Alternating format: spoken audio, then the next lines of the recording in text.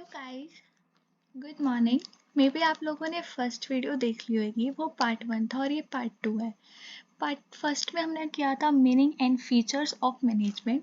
हम इसमें पढ़ेंगे पार्ट 2 में objective and importance of management.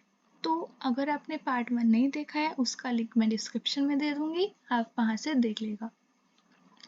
तो हम स्टार्ट करते हैं ऑब्जेक्टिव ऑफ मैनेजमेंट। ऑब्जेक्टिव होता क्या है? पर्पस, उद्देश्य क्या है?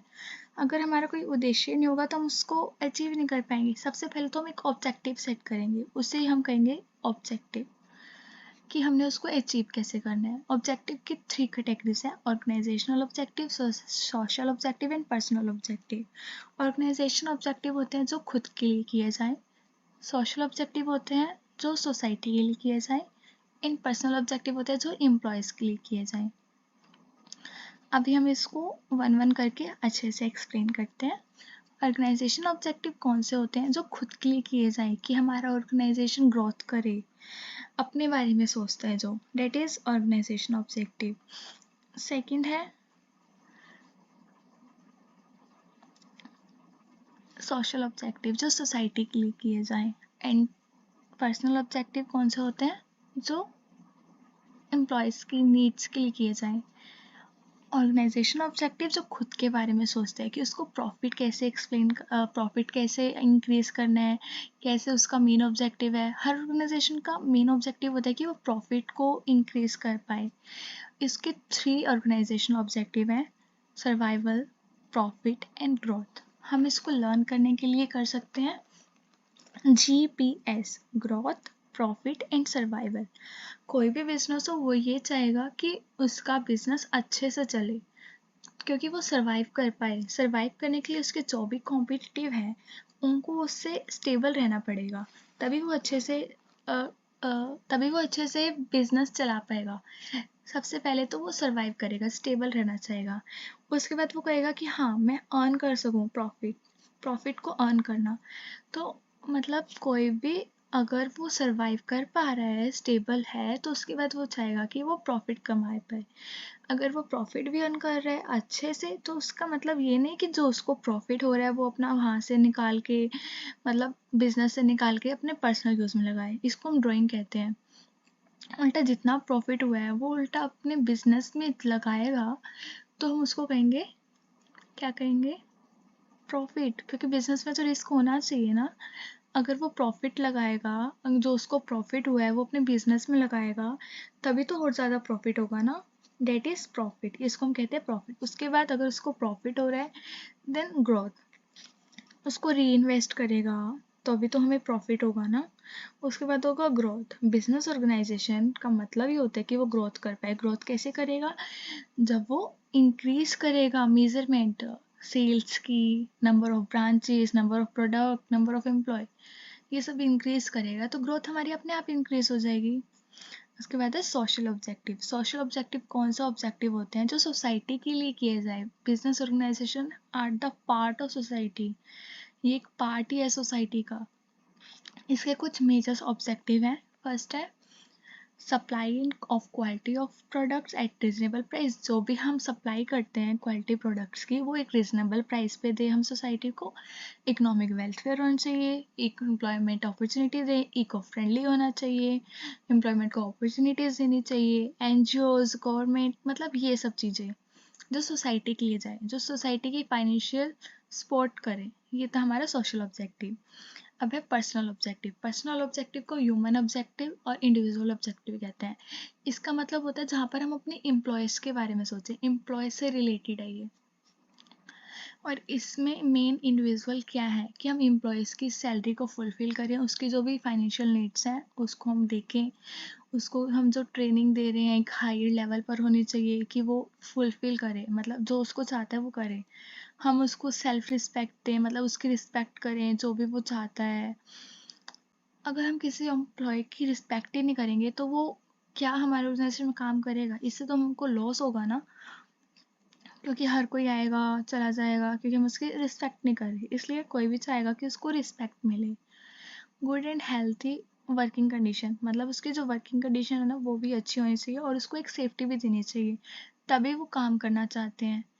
अब नीचे एक टेबल दे रखी है, आप इसको देख लीजिए वीडियो को पॉज करके। अब हम आगे करते हैं इम्पोर्टेंस ऑफ